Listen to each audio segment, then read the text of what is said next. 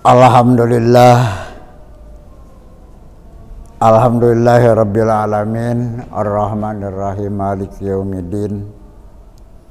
Asyhadu an la ilaha illallah wahdahu la syarikalah wa asyhadu anna Muhammadan abduhu wa rasuluhu, amma ba'du. Faqala Allah ta'ala fil Qur'anil Karim, a'udzu billahi minasyaitonir rajim.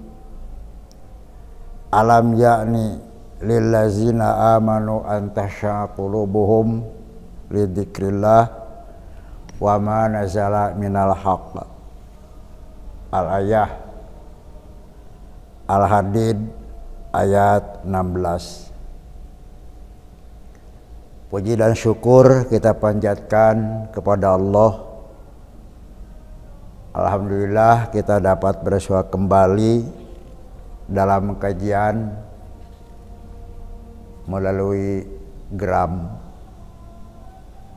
Judul yang saya akan sampaikan yaitu pengaruh zikrullah. Firman Allah dalam Al-Hadid ayat 16 tadi,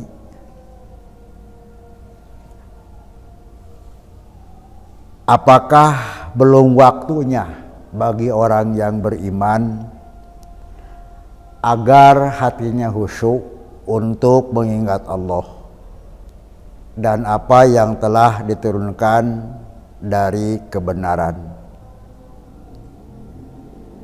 Yang pertama, ayat ini berupa pertanyaan dan pertanyaan ini dihadapkan kepada orang-orang yang telah beriman.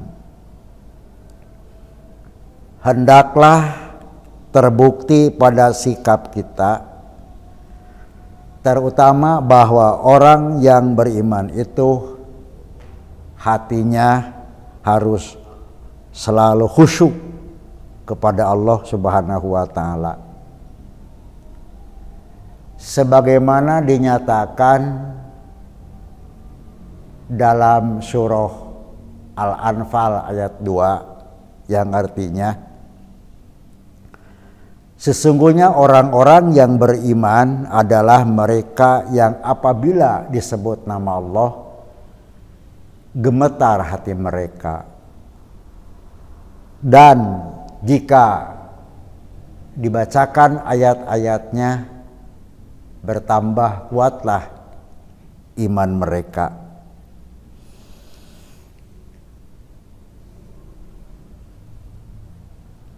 Ilmu manusia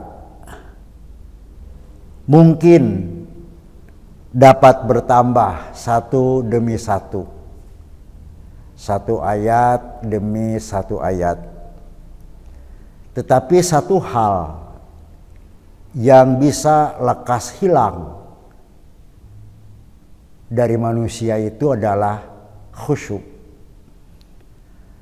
Shaddad bin Aus, beliau mengatakan bahwa beliau menerima sebuah hadis dari Nabi yang berbunyi, inna awwala ma yurfa'u minan nas al-khusyuk. Sesungguhnya yang mula-mula diangkat Allah dari hati manusia ialah khusyuk itu. Di zaman keemasan Islam, di awal Islam mau berkembang, jika disebutkan nama Allah, orang yang asalnya durhaka, ketika disebut nama Allah, orang tersebut menjadi orang yang bertakwa. Orang yang paling kejam terhadap sesama, ketika disebutkan nama Allah, dia menjadi orang yang paling baik terhadap sesama. Bahkan ia yang akan membela terhadap sesama. Orang yang asalnya kufur, asal orang itu kafir, tetapi ketika mendengar nama Allah disebutkan, mereka menjadi orang yang beriman.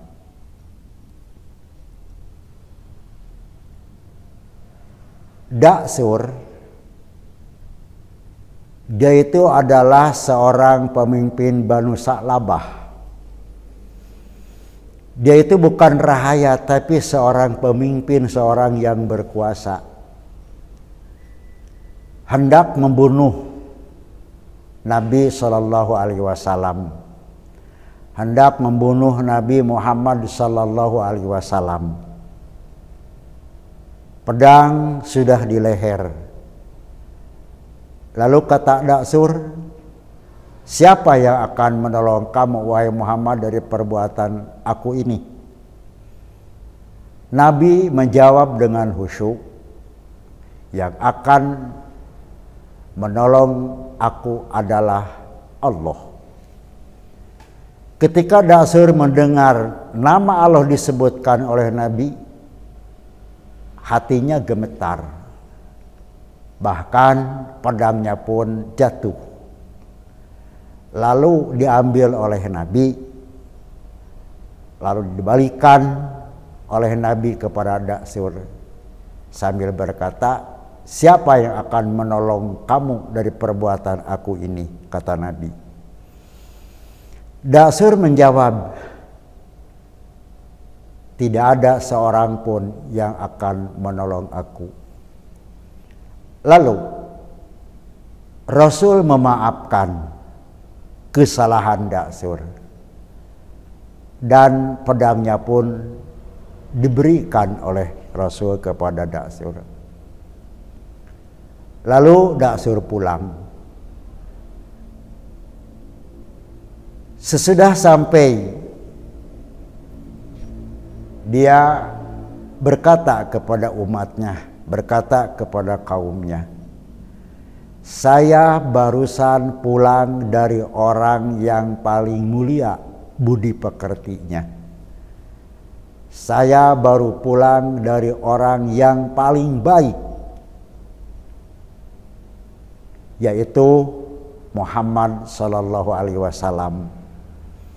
Lalu Da'sur pun mengajak kepada kaumnya untuk memeluk Islam.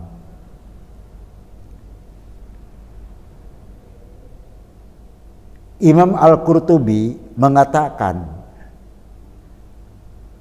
ada seorang penjahat yang namanya Fudel bin Iyad. Dia bermaksud datang waktu malam untuk mencuri seorang gadis cantik. Namun kebetulan si gadis tersebut pada waktu itu sedang membaca ayat Al-Quran, yaitu alam yakni lillazina amanu an tahsya'a qulubuhum lidzikrillah wa ma nazala minal haqq.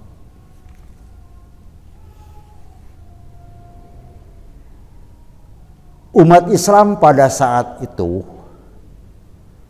memaknai zikrullah itu adalah ingat kepada Allah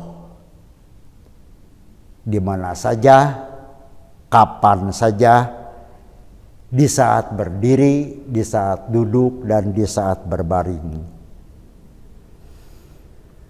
Dengan zikrullah mereka berhasil melawan kafir.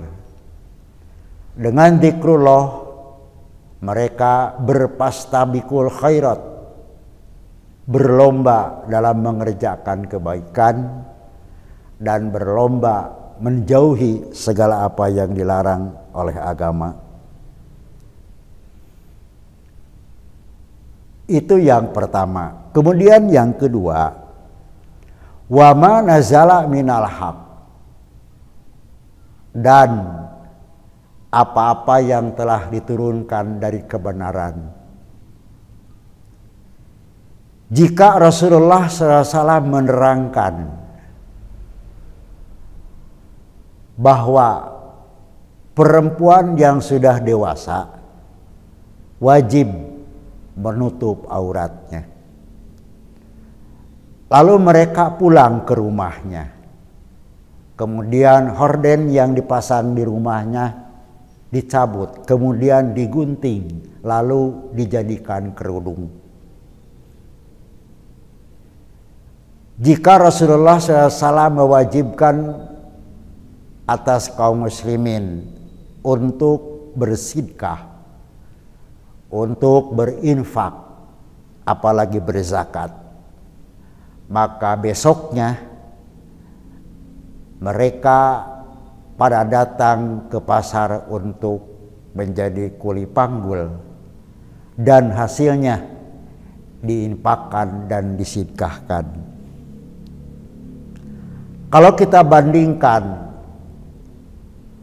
zikrullah dengan saat ini dan dengan saat sekarang, jauh sekali. Nama Allah kita sering kumandangkan, nama Allah sering kita sebut, ayat Al-Quran sering kita bacakan, bahkan mendengarkan bacaan Al-Quran, tapi hati kita tidak berubah. Wa ka'ayyin min ayatin fis samawati wal ardi yamurruna 'alaiha wa hum anha mu'ridun. Banyak sekali tanda-tanda kekuasaan Allah di langit maupun di bumi. Tanda-tanda kekuasaan Allah yamurruna 'alaiha, melewat kepada mereka.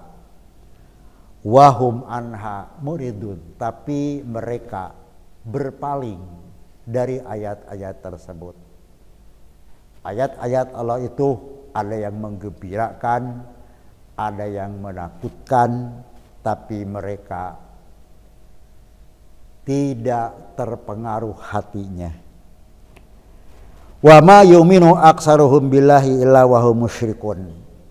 Dan kebanyakan mereka tidak beriman kepada Allah, bahkan mereka menyekutukan Allah. Maka kalau kita bandingkan dengan saat ini, kalau kata bahasa Sunda, mun muncang mah geus koang, mun pare mah geus hapa. Mudah-mudahan bermanfaat. Mohon maaf jika ada yang salah, dan selamat berbuka. Wassalamualaikum warahmatullahi wabarakatuh.